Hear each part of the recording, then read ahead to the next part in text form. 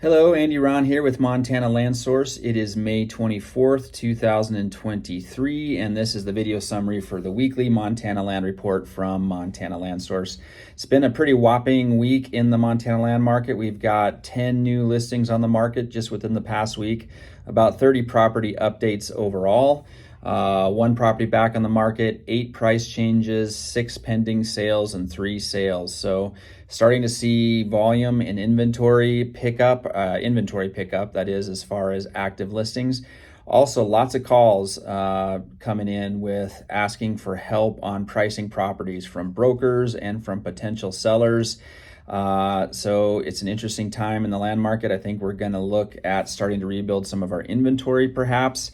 And my comments to land sellers and to brokers trying to price property, I think we're in a recovery time in the market. Most brokers say that demand is still pretty high, that they have buyers, but I think what's characterizing this market is buyers sharpening their pencils and being a little picky, being patient, not being super impulsive or anxious like what we saw perhaps in the last market cycle. So we're kind of in a correction time. And what that brings to mind is a problem that we've had in the Montana land market pretty persistently is seller expectations. It's very interesting. Landowners in Montana, a phenomenon I've noticed is they tend to pick up on the high price indications and tend not to pay attention to anything that counters that narrative. So it's a tough job for brokers to go and sit down at the kitchen tables and talk about pricing with their sellers, their potential sellers, because a lot of landowners in Montana think that outside buyers are still coming in droves, have more money than sense, and are willing to write checks, and that just isn't true. We're not seeing any kind of massive price corrections as far as lowering of prices, but part of that is we don't have the volume to show it. So remember, our sales volume is, I'm looking at the website on Montana Land Source right now. I mean, the number of sales is down 115% from a year ago today, and that was a diminished market last year. We're down 200% from 2 years ago. So inventory's down. We don't have the indications. We don't have the sales out there. There have been some high price sales that have happened currently and continue to happen, but those tend to represent the higher end properties. So it's not necessarily indicative of the market as a whole.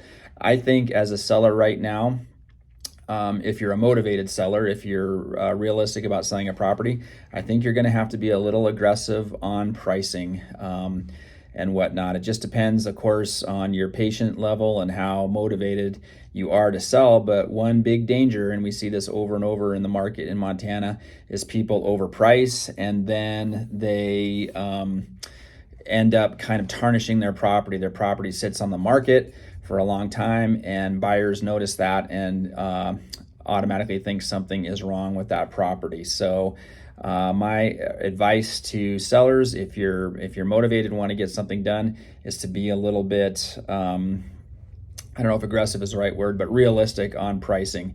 If you're speculating and you're just throwing it out there and you don't really care if it sells this year or next year or 5 years down the road, that's fine. It's a free country, but again, you risk tarnishing that property, and then properties like that tend to be looked over. I'd like to put some data together out of my database on how many properties still, I mean, there's 340 properties on the market today, and there are many, many properties that have been on the market for years and years. So we still see that phenomenon.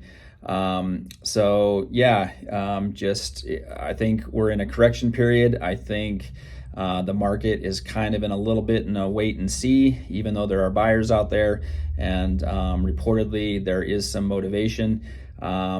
They're in a kind of a holding pattern, wait and see, don't make any decisions too quick, too rashly.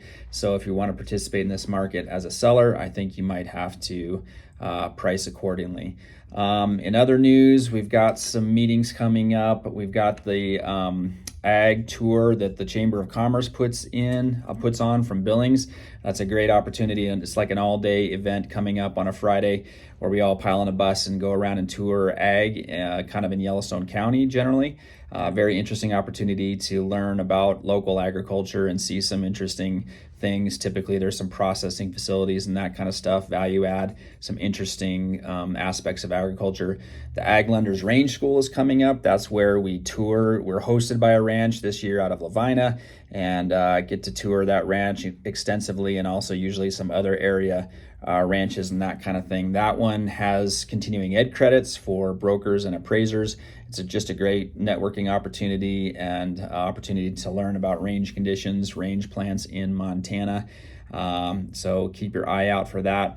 These events are all at mtlandsource.com. If you have events that are relevant to the Montana land market that might be interested to those of us following the Montana land market, let me know. Happy to put that up on mtlandsource.com. We also have live market stats, Montana land market stats that change daily on mtlandsource.com. So if you go and look at that, you can watch the market and see it in real time. Thank you, everybody. Have a safe and productive week.